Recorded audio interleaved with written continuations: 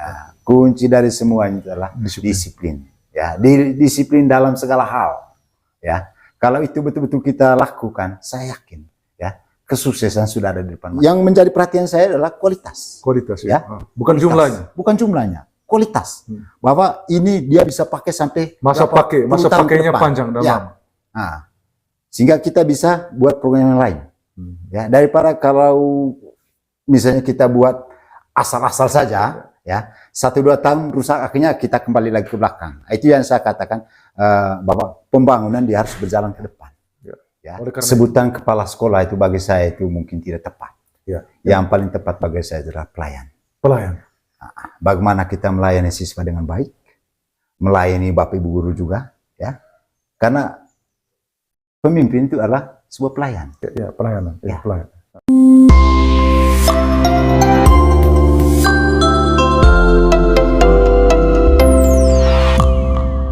Kunci seorang itu sukses itu adalah disiplin. Disiplin itu dalam segala bidang. Disiplin yang sering kita sebut disiplin Pancasila. Bagi saya, karena bagi saya itu, disiplin itu harus dimulai dari saya, Bapak Ibu guru, dan juga siswa. Ya. Jadi sangatlah keliru sebenarnya kalau kita hanya memberikan penekanan kepada siswa. Ya. Jadi kalau saya terbalik. Ya, mulai dari saya dulu, kemudian Bapak Ibu guru, maka siswanya tinggal mereka ikut saja. Bapak Ibu guru, ya, itu mereka merasa nyaman, karena saya selalu pendekatan humanis, itu yang saya lakukan. Ya, jadi saya perlakukan Bapak Ibu guru dan pegawai itu sebagai sahabat, ya, bukan melihat sebagai atasan dan bawahan, ya, tetapi itu merupakan sahabat dan mitra, ya. Karena maju tidak hanya sebuah lembaga pendidikan itu bukan hanya di kepala sekolah, tetapi semua kerjasama, ya, seluruh komponen kerjasama dan sama-sama bekerja. Semua komponen yang ada di dalam lembaga pendidikan kerjasama dan sama-sama bekerja. Nah, ya, itu. Dan untuk membangun sebuah lembaga pendidikan itu kan bagi saya itu kan ada input, ada proses dan ada output. Ya, jadi inputnya itu ya orang tua murid tentunya, kemudian pemerintah, kemudian DPR, dan juga pihak ketiga. Nah, jadi mereka adalah input. Kemudian masuk proses, maka di bawah kepemimpinan saya, katakan seperti itu kami melakukan sebuah proses. Ya, kira-kira bagaimana caranya, ya, supaya nanti outputnya itu ya berkualitas, kata seperti itu. Outputnya itu siswa tamat dari dilakukan. Ya, jadi itu prinsipnya itu. Ada input, ada proses, dan ada output. Itu berarti menarik, berarti luar biasa itu. Makanya kolaborasi itu penting. Kolaborasi ya, semua unsur, semua stakeholder yang ada, semua dilibatkan untuk bisa menghasilkan sebuah lembaga pendidikan yang bermutu dan berkualitas. Baik, Pak Markus, ini salah satu unsur di dalam pendidikan itu yang saya ketahui juga kan orang tua. Ya. Mungkin bisa ceritakan juga sedikit terkait bagaimana melibatkan mereka itu kah, para orang tua sebagai salah satu unsur, salah satu komponen atau salah satu potensi masyarakat yang ada di lembaga pendidikan. Ya. Bagaimana itu cara merangkul mereka untuk dilibatkan secara penuh di dalam kegiatan awal itu menata lingkungan? Ataukah penata lingkungan ini hanya semata-mata dari IT, teman-teman guru di sana dan juga para siswa saja, atau melibatkan unsur? Ya, tentu sebelum kita melakukan sebuah program, pertama-tama kita harus sampaikan ke orang tua murid. Ada momennya? Ada kesempatan. Melalui pertemuan orang tua murid. Oh gitu ya? Ya. Maka pada saat itu saya harus menyampaikan rancangan saya untuk membangun lembaga ini. Ya, maka dari situ ya tentu bagi mereka itu tidak tidak pernah itu membantah atau menolak rencana saya selama rencana itu betul-betul untuk lembaga. Semacam paparkan dulu visi misi. Tentu melalui visi dan misi itu tadi.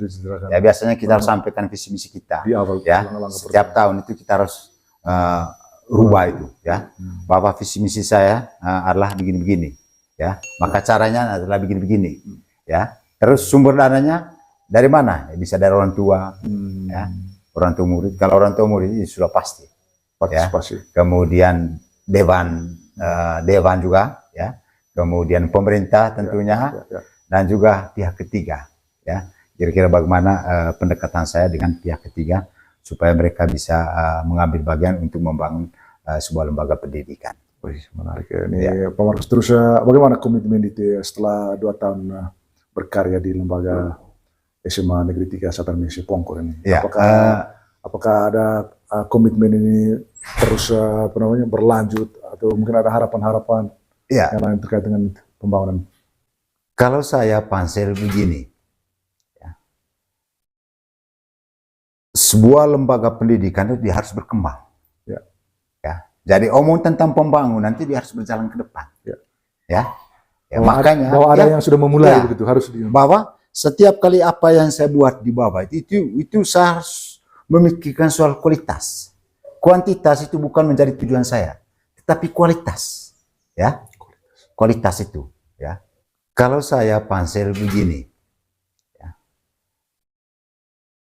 sebuah lembaga pendidikan itu dia harus berkembang. Ya. Jadi omong tentang pembangunan nanti dia harus berjalan ke depan. Ya.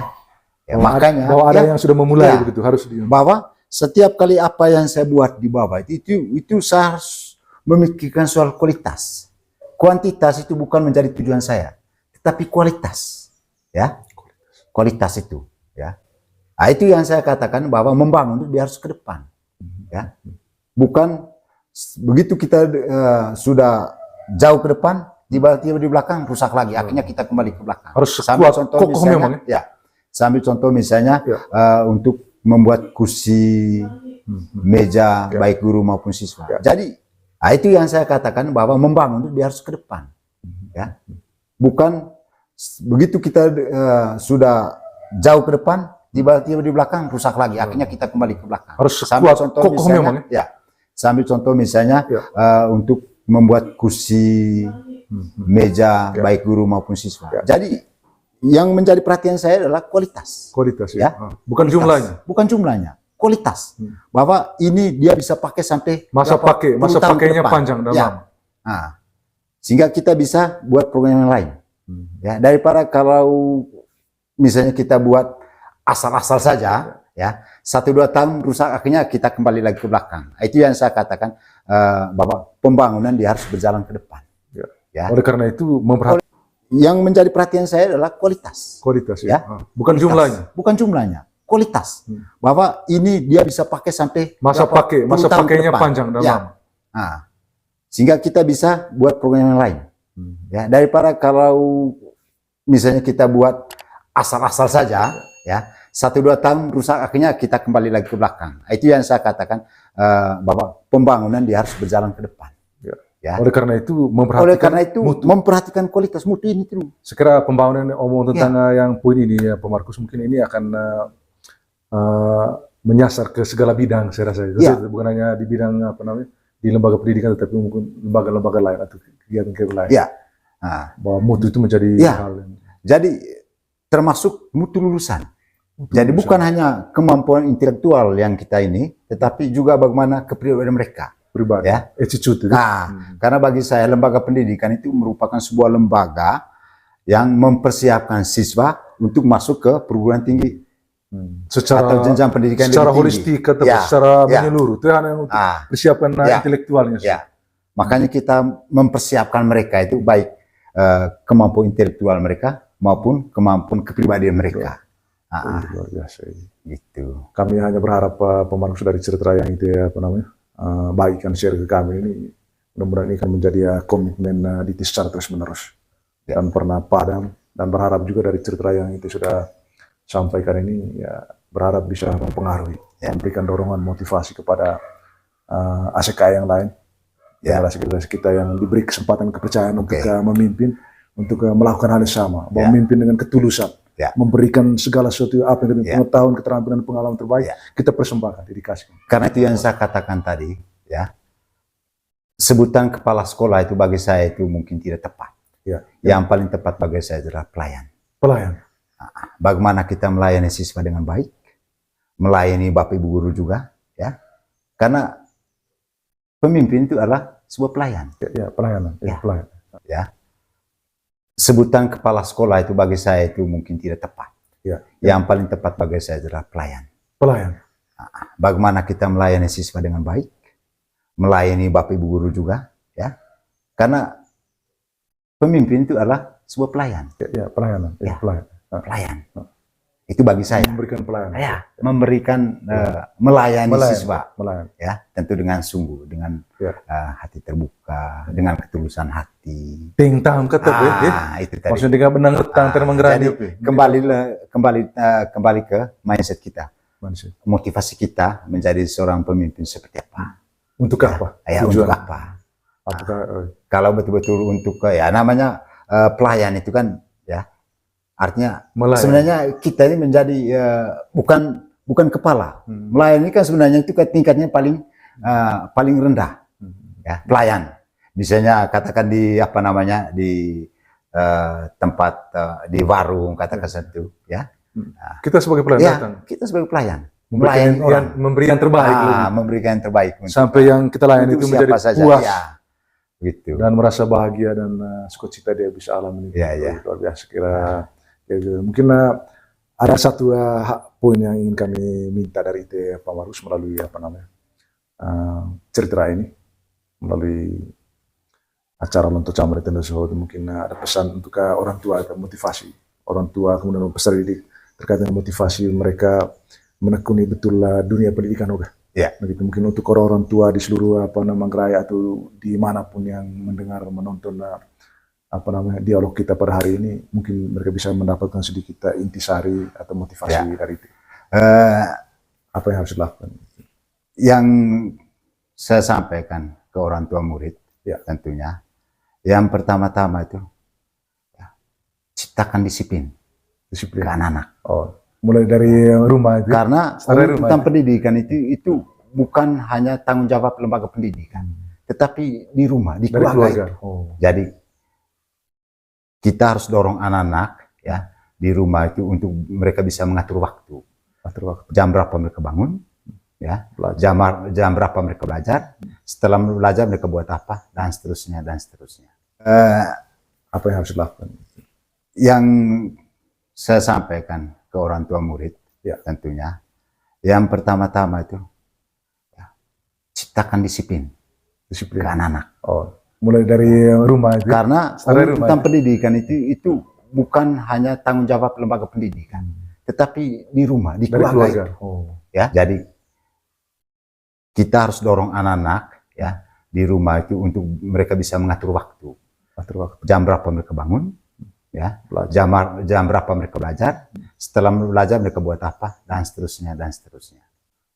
Ya, begitu juga untuk jenjang pendidikan yang misalnya SMP dan SD. Jadi saya membayangkan kalau semua baik dari SD, SMP dan seterusnya itu ya, itu mereka mendidik anak-anak itu sampai sampai menjadi siswa yang cerdas. Begitu juga SMP ya. Begitu juga SMA dan seterusnya dan seterusnya. Kembali kepada orang tua, maksudnya harapan terhadap orang tua untuk mereka menyekolahkan anak. Gitu. Ya.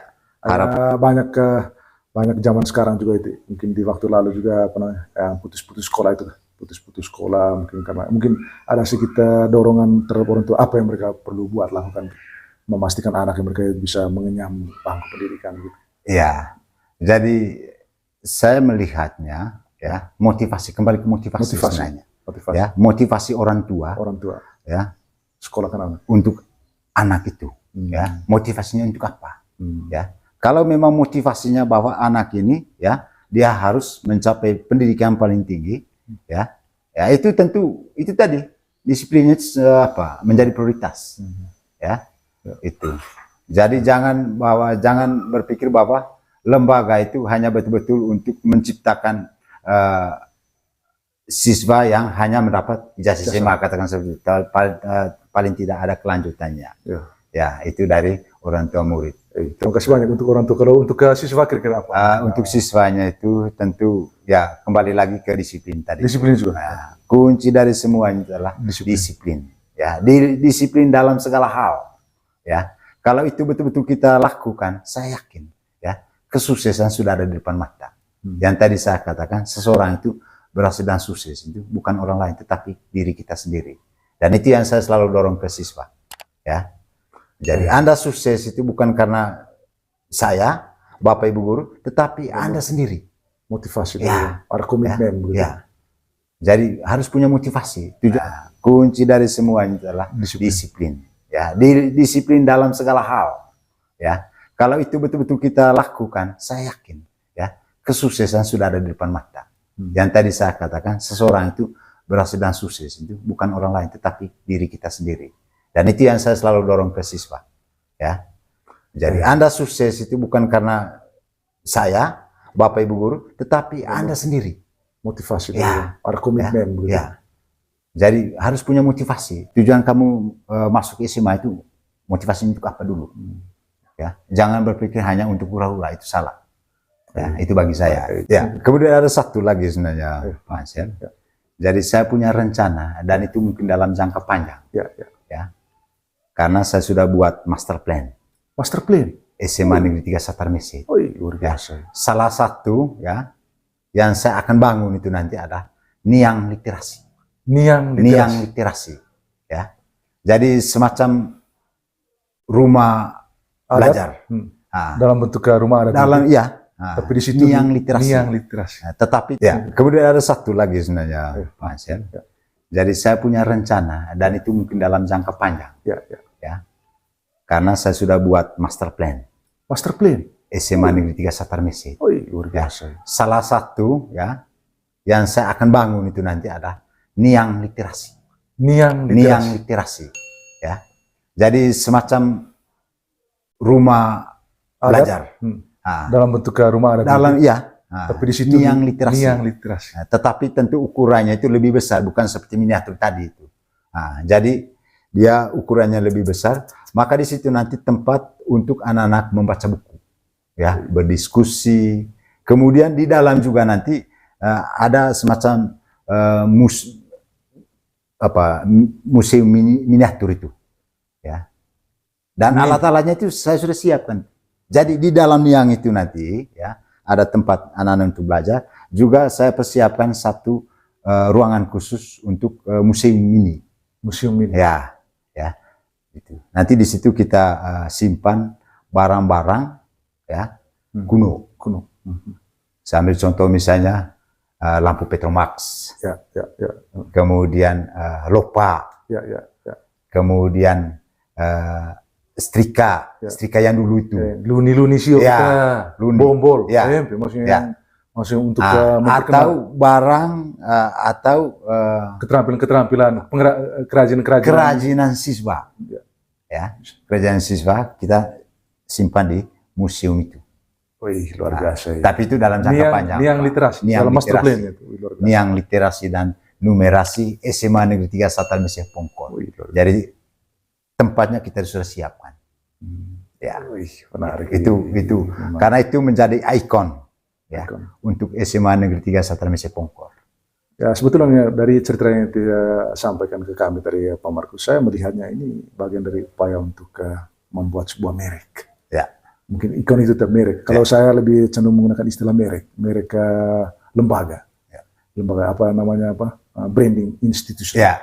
Merek institusi. Ya, dengan merek itu nanti kan orang akan kenal bahwa lembaga ini dia punya kekasan, ciri khas. Apalagi kalau itu dengan meletakkan dasar melalui master plan Niang Literasi. Saya rasa ini program yang sangat mendukung, program nasional, program pemerintah. Itu sudah jabarkan dalam bentuk yang lebih mudah dilaksanakan itu melalui Niang. Apalagi ini sangat korelasi berhubungan dengan budaya kita, budaya Manggarai. Apalagi kita Manggarai ini seperti yang kita ketahui tidak pernah lepas dari tradisi kita.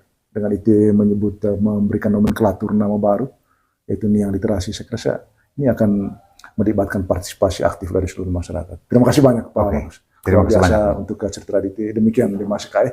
Hari ini kami sudah banyak hal yang kami bincangkan, obrolkan untuk bisa dijadikan inspirasi lah atau memperkuat apa yang kita sudah pikirkan untuk nanti kita bisa kembali laksanakan di dalam praktek lebih khusus di lembaga pendidikan bagi Inde Mas KAE yang diberi kesempatan dan kepercayaan untuk berkarya di lembaga. Itu karena rawang dami cuma itu tadi memang ngasanga tombo atau temako perawang ataya gencel jadi itu doros ya leveron sih balwa selalu sesat tujuan ngomongin itu sini tiba ke terminal itu ya gua kapuk udah tenang aku kuku tetamu tuh pucuk mau nero itu kan terima kasih banyak Pak Markus. Terima kasih banyak. Selamat siang. Selamat siang. Selamat juga.